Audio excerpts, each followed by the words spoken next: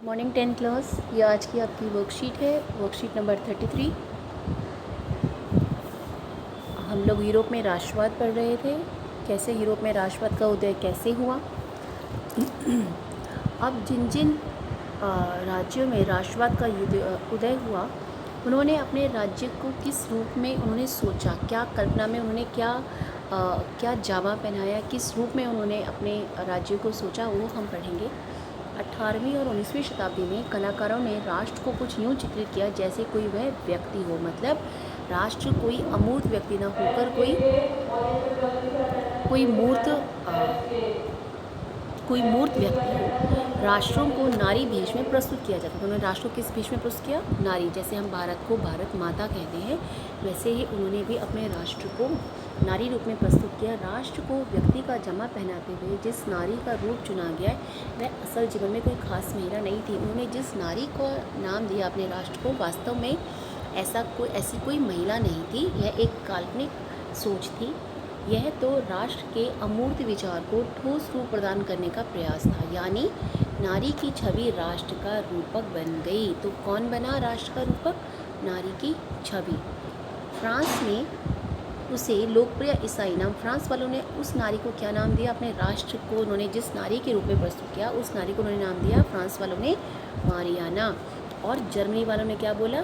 Germania. ये याद रखेंगे, वन वर्ड का है आपका क्वेश्चन कि फ्रांस वालों ने अपने राष्ट्र को जिस नारी के रूप में प्रस्तुत किया उसका काल्पनिक नाम क्या था? मारियाना।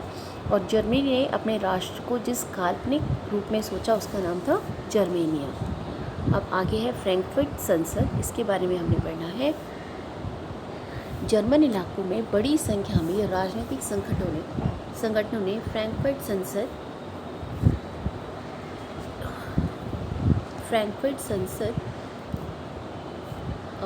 शहर में मिलकर एक सर्व जर्मन नेशनल असेंबली के पक्ष में मतदान का फैसला किया। इन्होंने कहा कि हम एक असेंबली बनाएंगे जिसमें जनता द्वारा चुने हुए प्रतिनिधि शामिल होंगे। 18 मई 1848 को 831 निर्वाचित प्रतिनिधियों ने एक सजे धजे जुलूस में जाकर फ्रैंकफर्ट संसद में अपना स्थान ग्रहण किया।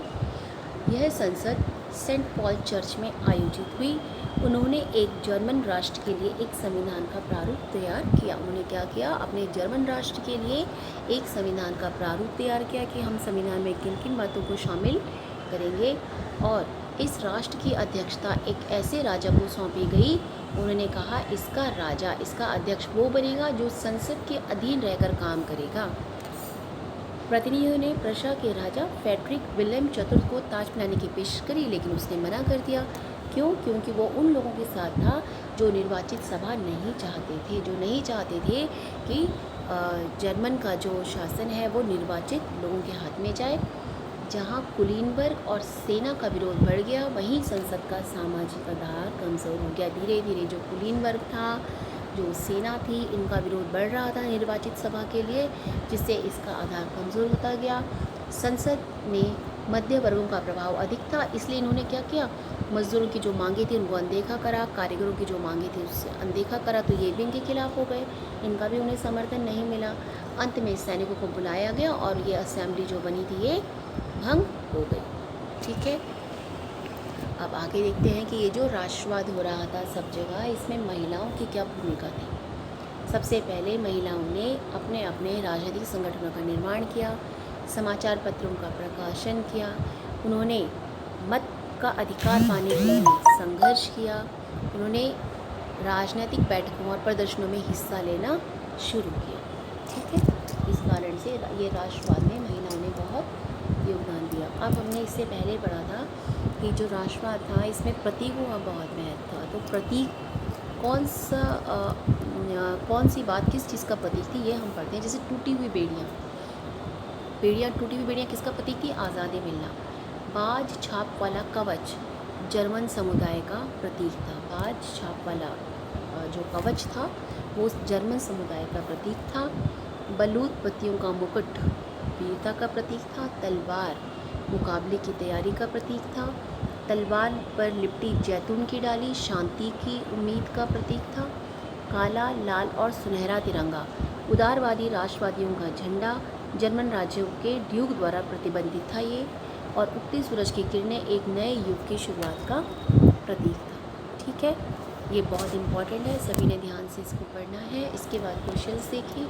राष्ट्रवाद के उदय में दृश्य रूप को, जो भी उन्होंने राष्ट्र को दृश्य रूप दिया उसका योगदान पर चर्चा कीजिए, वो आपने पढ़ना है। जैसे आपने भारत माता का चित्र हमने देखा होगा, भारत माता को बेड़ियों में बांधा हुआ दिखाया था जब तक हमें आज़ादी नहीं मिली थी, है ना।